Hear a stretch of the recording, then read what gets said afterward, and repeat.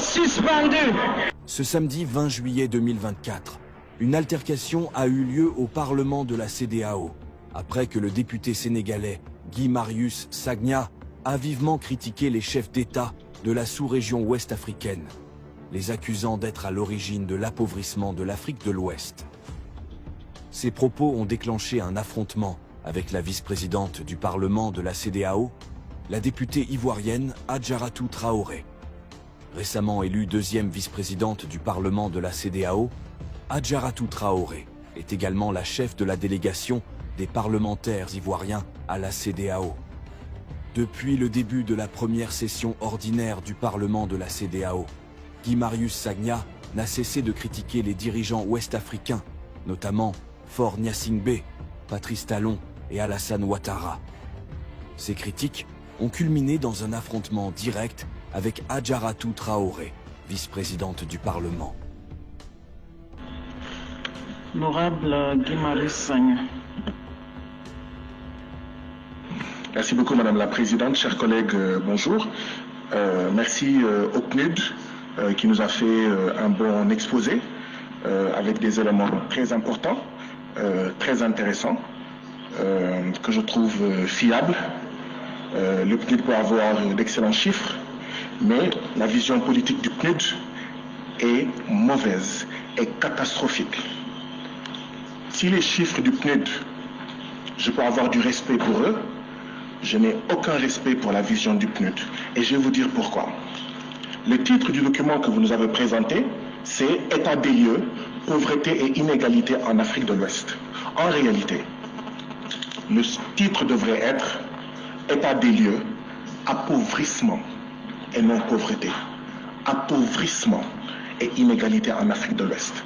Tant que le PNUD va continuer à dire pauvreté, le PNUD en réalité n'est pas dans une perspective de soutenir la sortie du sous-développement. C'est appauvrissement. Nous sommes les pays les plus riches de la planète Terre. Tant que les gens diront que l'Afrique de l'Ouest est pauvre, ça veut dire que ces gens-là font partie du problème. C'est appauvrissement. Mais pourquoi vous n'osez pas dire appauvrissement? Parce que qui a appauvri l'Afrique? Ce sont nos présidents. Et vous ne voulez pas fâcher nos présidents. Vous ne voulez pas que l'Afrique soit... Chers collègues, contrôlez votre langage. Contrôlez votre langage. Qui a appauvri l'Afrique?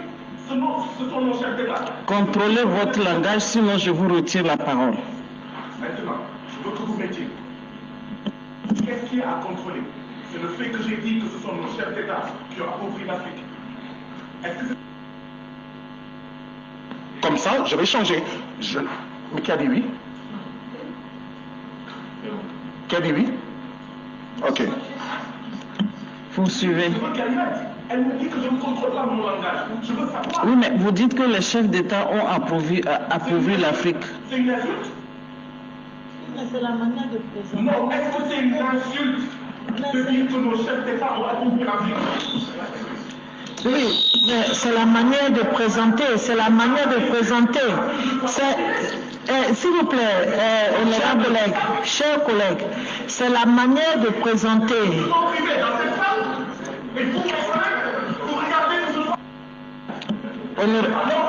S'il vous plaît, la liberté de parole ne veut pas dire que vous devez dire n'importe quoi à l'endroit des chefs de l'organe. Oui, c'est n'importe quoi que vous êtes en train de dire. Mais c'est vous qui êtes plus n'importe quoi que qui que ce soit. Vous êtes n'importe quoi. Vous êtes n'importe quoi. Vous devez contrôler ce que vous avez à dire. Vous devez contrôler. Vous ne pouvez pas vous adresser au chef d'État. Ce ne sont pas vos amis. Vous ne pouvez pas vous adresser au chef d'État n'importe comment. Je ne suis pas d'accord. Je ne suis pas d'accord. Vous devez tutoyer. Nous avons l'obligation de tutoyer. Vous ne pouvez pas vous adresser au chef d'État n'importe comment. Qu'est-ce que ça veut dire?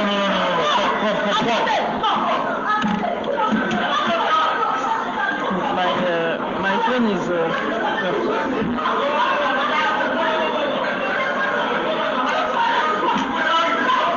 Chers collègues, la séance est suspendue. La séance est suspendue. La séance est suspendue. Il ne peut pas... Non, je ne suis pas d'accord.